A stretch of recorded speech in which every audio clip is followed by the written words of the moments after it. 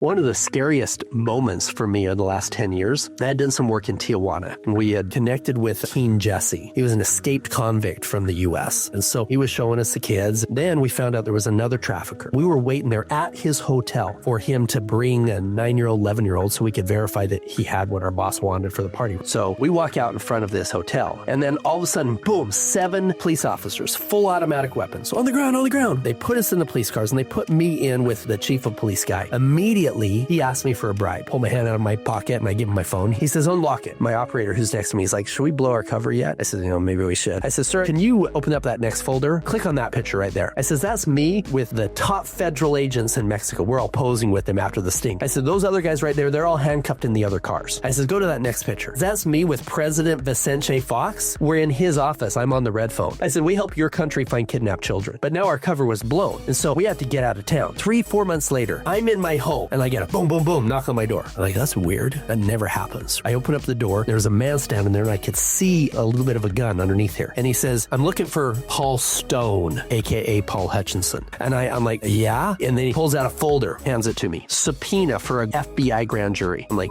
okay. Doesn't say anything. Hands it to me, walks away. Call my attorney. I sent pictures of it. I said, what's going on? He said, oh, that's a bad deal. 20 minutes later, he calls me back and he's laughing. I said, this isn't funny. He says, I guess there's a guy that was an escaped convict in Tijuana that you connected with. Yeah. Well, they caught him and they got a Google subpoena to be able to go into his phone and go into his emails. And he's texting back and forth with this Paul Stone guy. So they end up getting a subpoena for Paul Stone's email. They go into my email without me knowing, of course, and they find that this Paul Stone's been communicating with traffickers in Thailand and Haiti.